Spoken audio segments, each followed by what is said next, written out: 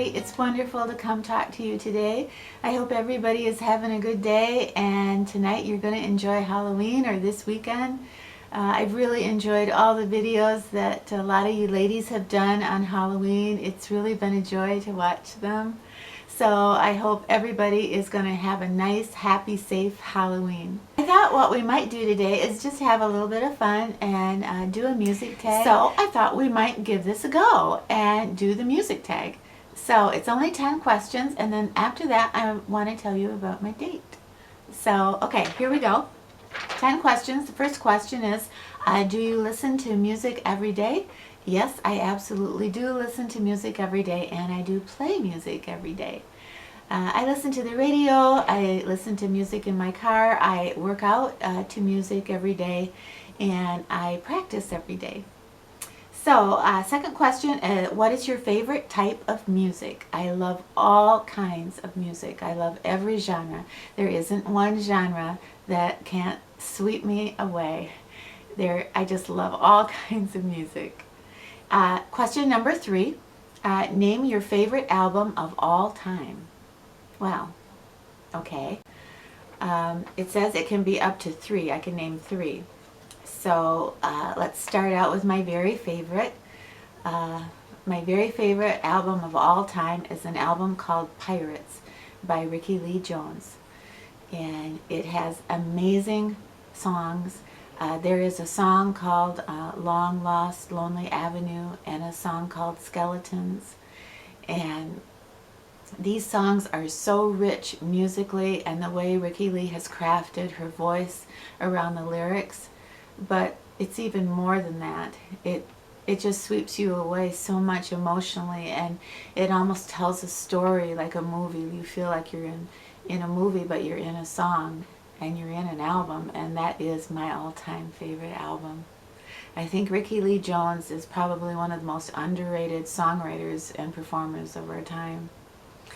And second and third would probably, second would go to Neil Young, After the Gold Rush. Played that about 1 million times. And third would be Joni Mitchell's Hissing of Summer Lawns. I played that every day for 5 years. That is an amazing record. So number 4, what was the first album that you bought? Well, I didn't buy my first album. My grandfather bought me my first album, and I think the year was 1963, and after weeks of begging, he gave in, and he drove me to the store, and he bought me Meet the Beatles. And that was a lot for him, because he thought the Beatles were very odd, couldn't believe that was really their hair, and was a little suspicious what it was going to do to my mind, all that Beatle music. But he bought me that record anyway, and I loved it. Okay, question number 5. What is your favorite lyric of all time?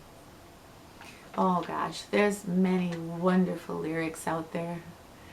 I could do 1,000 hours on the wonderful lyrics that are out there, and I've had the honor to listen to and enjoy. But if I had to just say, my very favorite lyric of all time would have to go to Joni Mitchell. And that lyric would be in her song Both Sides Now. And I believe it's the last verse. I've looked at life from both sides now, from up and down, from near and far, and it's life's illusions I recall. I really don't know life at all. Yeah. And I think she wrote that when she was only 25 years old. Well, you know, I'm 60, and those words speak to me now. And I don't have any more answers at 60 than I did at 20, but I have a lot more questions. Okay, question number 7. No, 6. What is your favorite artist right now? Okay, Adele. I love her. I love her madly. If she had a fan, she does have a fan club. I want to be the president of her fan club. I am so excited for her new record coming out, and I was mesmerized by the video that she released this week, and I'm still not over it. If anybody is studying filmmaking, they should watch her video about 10,000 times. It is heaven. Question number 7, when was your first concert? My very first concert was 1965, and if you remember, there was a show called Shindig, and they took their show on the road, and they brought it here to Grand Rapids, and I was 10 years old, and I was in the crowd, and the headliner was Jerry and the Pacemakers, and I loved it. It was so exciting. And then somebody here in Grand Rapids put the curtain down too soon, and Jerry got mad and he punched him, and then there was this huge brawl, and I was 10 years old, and I was right in the middle of this huge riot, and it was rock and roll, and it was so cool. I loved it. Okay, what was my last concert? My last concert was Elton John. What do you say about that? It kind of chokes me up just saying that. And let me just say, my son took me. My son got the tickets. My son Christopher, he got the tickets. And we sat down, and Elton John came out, and the first song he played was Someone Saved My Life Tonight. It was just a magical night. Are we having fun yet? Okay, question number 8. Have you ever met a famous musician? And actually, yes, I have. I was 16 years old, and I had run away from home, and I didn't have anywhere to go, and I had a ticket in my pocket to go see Arlo Guthrie that night. And I went by myself, a little 16-year-old girl, and I absolutely loved Arlo Guthrie, and I loved it that he had written a wonderful song with James Taylor, and I loved James Taylor. In an art class I would draw pencil drawings of Arlo and James Taylor, so it was such a treat to see his concert. And then as I was leaving, it was very snowy and cold, and Arlo's manager pulled up in a car and asked if I wanted a ride. And I said, okay. And so I got in the car, and I sat right between Arlo Guthrie and Ry Cooder. And they were going to the Holiday Inn on 28th Street. They had no intention of dropping me home. And I thought, well, I didn't know. Actually, I was so in shock, I didn't know what to think. And I remember I had so much I wanted to say to Arlo Guthrie, and all that could come out of my mouth was, I always wanted to meet Paul McCartney, and this is even better. Can you believe I said that to him? Wow. Anyway, so we got to the Holiday Inn, and Arlo kind of took me under his wing, and I remember Ry Cooder turned around and kind of went like this to him, and probably in reference to my age, although I told Arlo Guthrie that I was 18 years old. Anyway, he turned out to be a very nice man, and he took me under his wing, and we stayed up all night, and we talked about James Taylor and Bob Dylan, and you name it, we talked about it. So it ended up being, you know, an experience that I'll always remember. So yeah, Arlo Guthrie.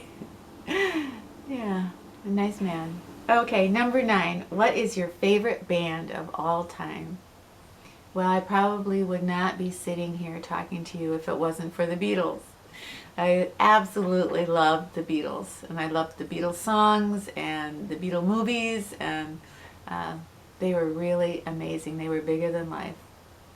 I love Bruce Springsteen and Bruce Hornsby, Joni Mitchell, Regina Spektor, Ricky Lee Jones.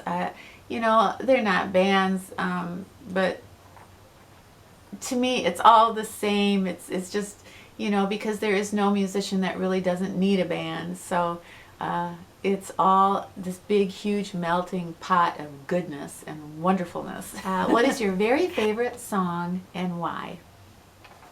Well, in 2010, my mother slipped into a coma, and it was the type of coma where her eyes were wide open, and I wasn't sure if she could hear me or not. So I sat by her bed for 3 days, and I was talking, and I didn't see that she was really recognizing what I was saying. So with her being a professional singer, I decided one night, I had a bad feeling about that night, And I thought, well, now she's a singer and maybe she's not understanding words, so I'll sing.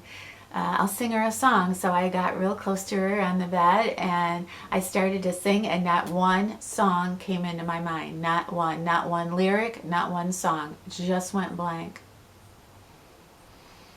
And then suddenly I remembered a song by Joni Mitchell, and it was called For Free. And I started to sing that. I started to sing it loud.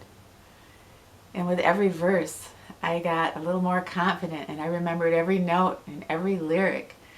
And my mom, her eyes got so wide, and she looked at me, and so I just kept singing that song.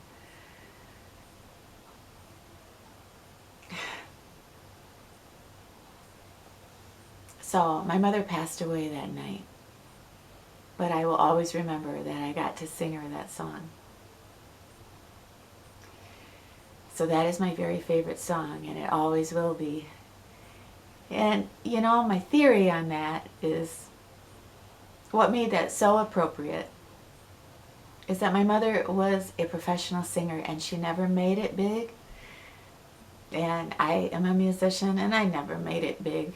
But we kept doing, we kept singing, we kept writing, we kept doing what we do not for money. We kept doing it because we loved it.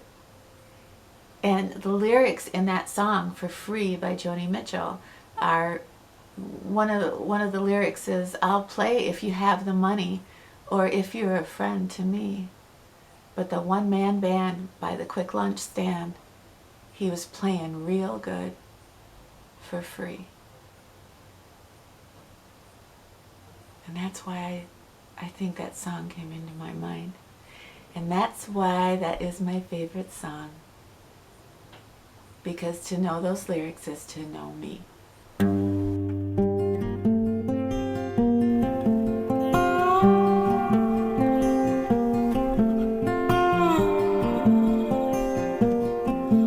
That was so much fun to do that music tag. That's probably the most fun I have ever had doing a tag. So if you love music and you're watching this and you have a channel, it would just be an honor to hear what kind of music you like to listen to, and some of your answers for those questions I think would really touch my heart. So if you're watching this, you're tagged. And you know what? If you're one of my beautiful subscribers, let me know what your favorite song is.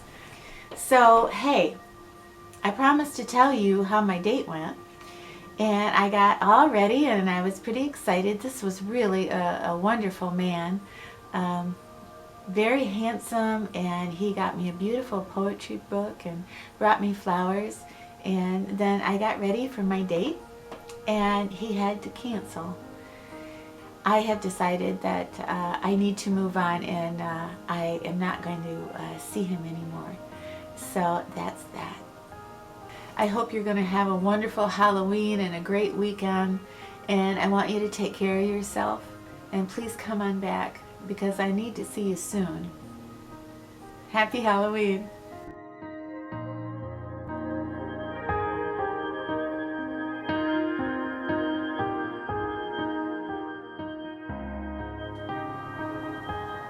The man I called father, he was a professional drummer. When I was a little girl, he used to let me sit right by him as he practiced. He would be in his blue seersucker suit, and he would promise me that he was going to take me to the gig. Boy, that sounded pretty good. I really loved him.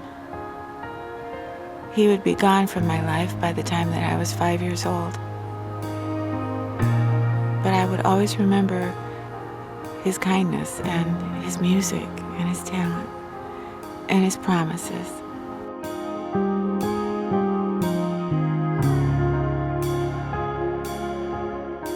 I think that there's a rhythm to life.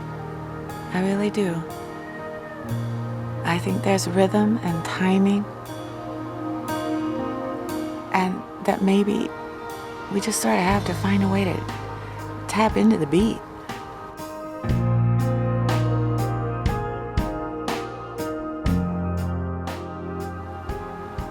this amazing rhythm and this beautiful gift that we're given. Not every day is happy and not every situation good, and sometimes our body aches.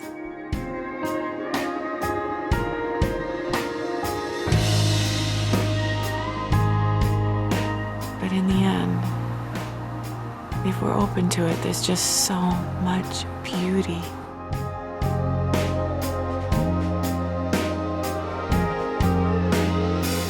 And that beauty,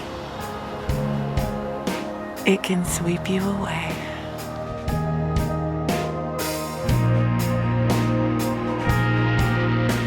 And you long for another day.